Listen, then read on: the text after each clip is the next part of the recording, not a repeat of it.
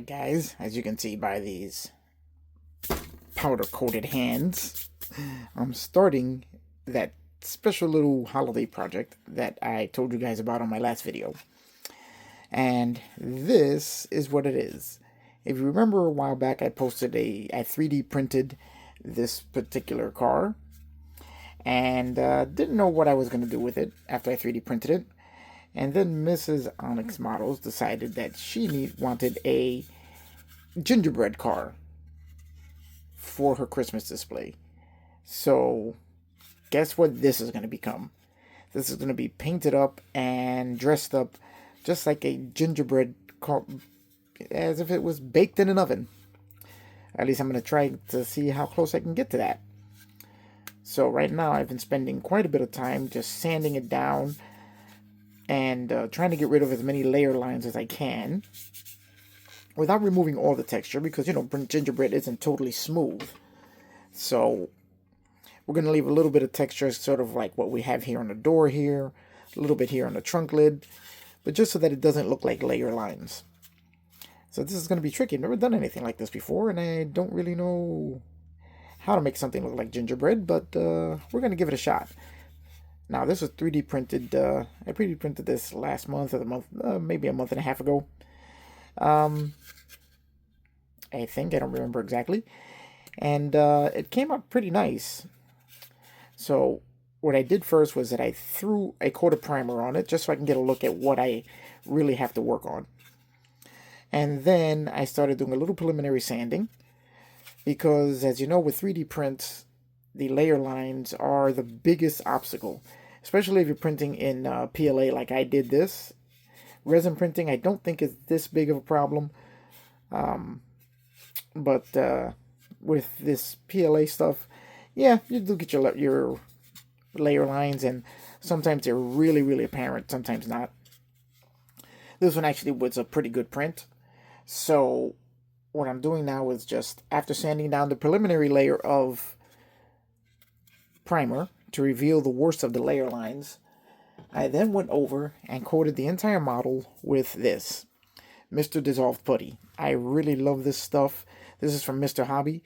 Basically, it's a liquefied putty and filler, and you know, like a gap filler.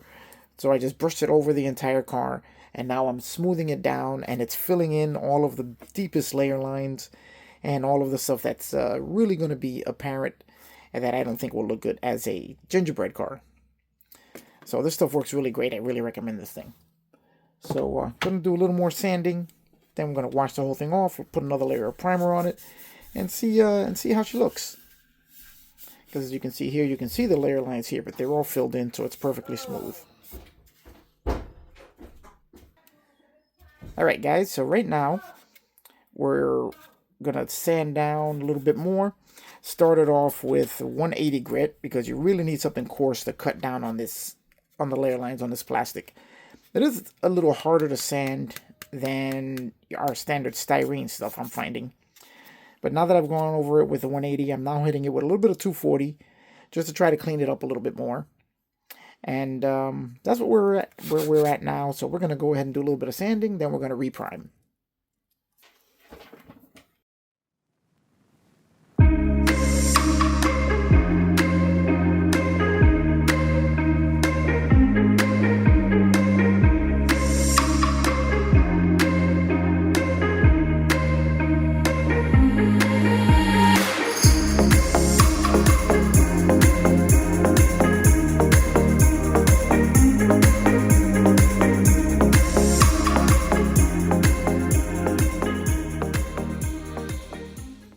Alright guys, now we're going to give this thing a quick bath and see where we're at.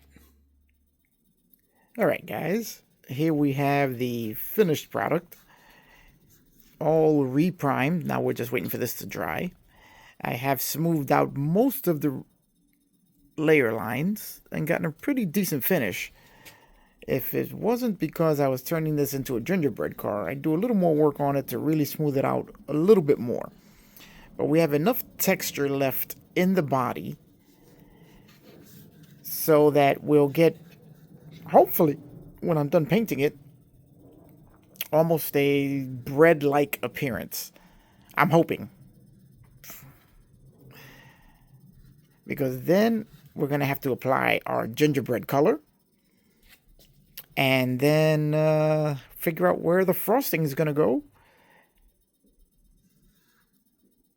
But right now, it's going in a direction that I like. So now we're going to set this aside to dry before we move on to our next step. So that's it, guys. I'm going to end this one here. And in the next episode, we'll be applying some color to the body and figuring out our design philosophy for this build. All right. See you guys on the next one.